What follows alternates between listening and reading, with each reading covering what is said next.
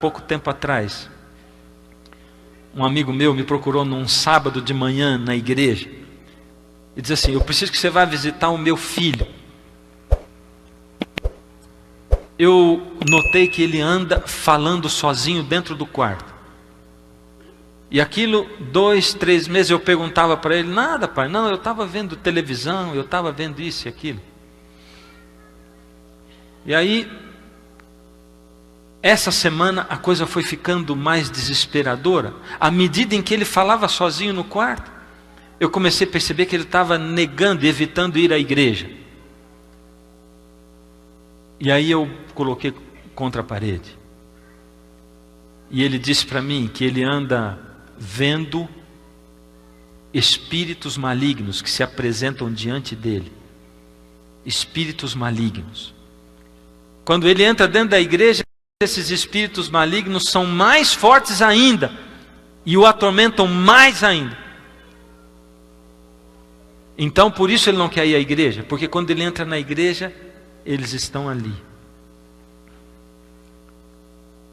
Eu perguntei para ele: o que ele anda assistindo na televisão? E ele falou um monte de nomes aí, entre eles ele falou Naruto. Naruto. O que teu filho está assistindo na televisão? O que você está assistindo junto com seu filho na sala da tua casa? O que você anda vendo? Em que sites você está andando? Eles estão andando. Eu disse para ele: bom, eu te visito 3 horas da tarde hoje. Fui para casa e digitei na internet Naruto. E isso aí me levou para um site oficial Naruto. Naruto é um desenho que eu nunca tinha visto. Também nunca assisti nenhum episódio desse desenho. Mas lá no site dava uma descrição de quem é o Naruto. E dizia assim, estava escrito assim, site oficial. E dizia: Naruto é um adolescente. Ele quer provar para a aldeia dele que ele é um ninja de verdade. Então, ele, há um tempo atrás, uma raposa demoníaca de 9 caudas, chamada Kyuubi, ela veio para derrotar a aldeia do Naruto, mas o mestre, não sei das quantas lá, selou essa raposa demoníaca dentro do Naruto. Olha o termo, selou. A palavra de Deus diz que nós somos selados pelo Espírito Santo de Deus. A linguagem ali que eles usam é: selou uma raposa demoníaca de 9 caudas dentro do Naruto. Como o Naruto não pode se livrar dela, porque ela está selada dentro dele, o Naruto conversa com essa raposa demoníaca e negociou com ela, e disse assim: já que eu não posso me livrar de você, você vai pagar aluguel para morar dentro de mim. E o aluguel é o seguinte: você me dá o seu poder, e você vai poder morar dentro de mim, já que você está morando aí.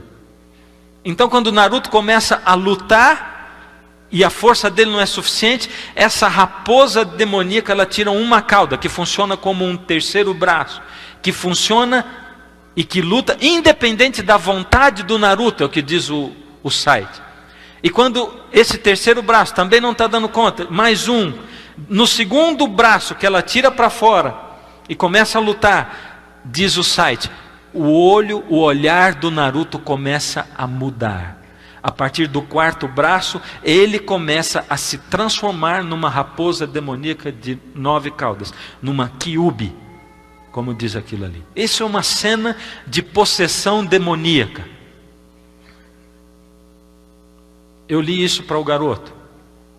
Eu cheguei na casa do meu amigo e disse assim, falei com o rapaz, disse: você já leu o que diz a descrição do site oficial sobre o Naruto? E ele disse: não. Achei o máximo, mas ele disse: não. Então eu vou ler para você. E comecei a ler tudo isso que eu falei para vocês. Eu disse para o menino: só tem um jeito de você se livrar desses espíritos demoníacos que você anda vendo.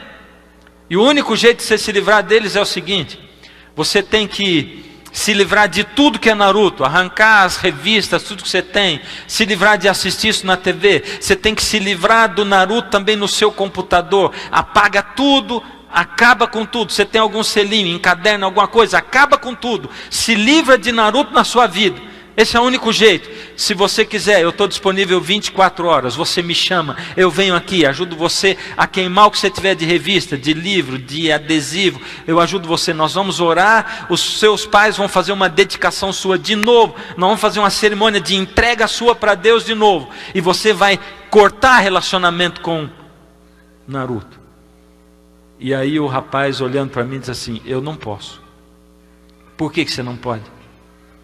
É porque eles já me disseram que se eu cortar o relacionamento com o Naruto, eles vão me possuir.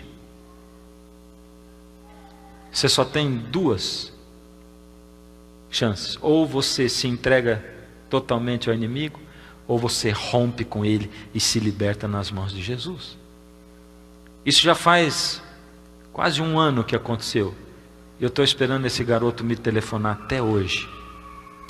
Me mudei da cidade e ele não me procurou até hoje. Aliás, há um tempinho atrás, uma psicóloga, minha amiga minha, disse assim, pastor, eu estive conversando com fulano de tal que me procurou para um tratamento. Aí quando eu disse para ele, o seu tratamento deve ser, não é psicológico, isso é um problema espiritual. Você já procurou um pastor? E ele disse, sim, eu procurei o pastor Fernando, e eu estou conversando com o senhor, o que o senhor achou? Eu disse isso para ele.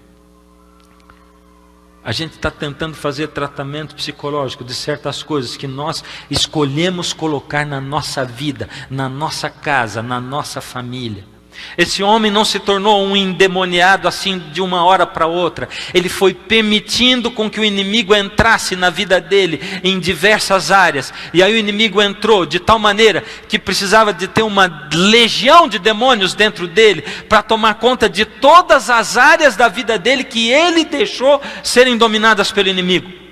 O inimigo está rondando a sua casa e a sua vida. Ele deseja tomar conta de tudo. Como você pode entender o plano de Deus para a sua vida se você está exposto o tempo todo, e a sua família, a filosofias que o inimigo tem colocado através de filmes, de novelas, de desenhos?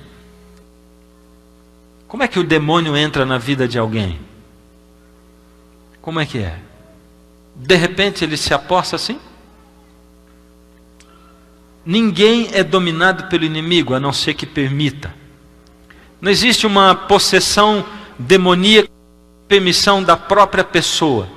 E como nós permitimos? Não existe nenhum pecado que acontece assim, aconteceu, de uma hora para outra. Não, existe um processo. Todo pecado começa dentro da nossa mente, do nosso pensamento. É por isso que a nossa oração constante tem que ser, Senhor, purifica os meus pensamentos. Purifica a minha alma, limpa a minha mente, Deus, de pensar coisas que não devem ser pensadas, de olhar para onde eu não posso olhar. O inimigo não chega de uma hora para outra e arromba a porta do seu coração e entra sem a sua permissão. Não, de maneira alguma. Ele atrai você. Ele vai colocando diversão, ele vai colocando entretenimento, ele vai colocando sabores em lugares diferentes da sua vida e vai atraindo você. Aí ele vai misturando a verdade com a mentira. A gente pode ver isso aí claramente nos entretenimentos, não é? Nas diversões. Na televisão principalmente. Você começa assistindo um programinha bem ingênuo, e depois você começa a assistir outra coisa, e você vê, se você parar num momento da sua vida e dizer, puxa, antigamente eu assistia só tal coisa, por que agora eu estou vendo isso, isso e isso também? É porque você foi abrindo mão, você foi sendo transformado aos poucos, e você foi deixando entrar dentro do seu pensamento, da sua mente, do seu coração, o inimigo, e ele foi tomando conta de partes e de áreas da sua vida. Você foi cedendo, comendo isso e aquilo que você não comia. Você foi vivendo e foi procedendo, agindo de tal e de tal maneira. Você foi se divertindo, foi se permitindo.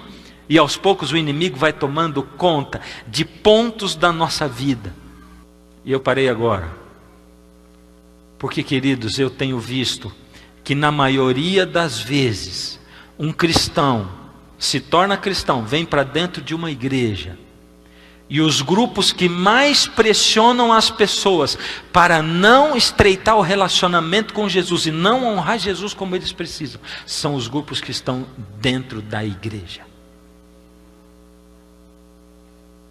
Existe alguém pressionando você dentro da igreja, um grupo de amigos pressionando você, para você não adotar a alimentação que você precisa adotar, para você não adotar o vestuário de acordo com você precisa adotar, para você não fazer no sábado à tarde as coisas que você precisa fazer. Não se engane, o inimigo vai andar sempre ao seu redor, buscando você. Ele vai sempre procurar um ponto na sua vida, quer seja por pressão de sociedade, de amigos, sejam amigos fora da igreja ou dentro da igreja. Ele vai sempre pressionar você com filosofias humanas, com pessoas que vão tentar entrar na sua mente, os sábios humanos, os que se dizem sábios, mas o Senhor, para ele a sabedoria do homem é loucura. Por isso que para os homens a sabedoria de Deus é loucura, porque as duas coisas não se encaixam.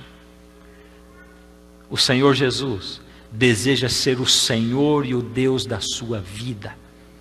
Ele deseja ser o Senhor e Deus do seu lar, do seu negócio. Ele deseja ser o Deus e Senhor de toda a sua vida e tudo que envolve a sua vida, dos seus filhos, da sua família, da sua casa. Ele deseja ser o Senhor.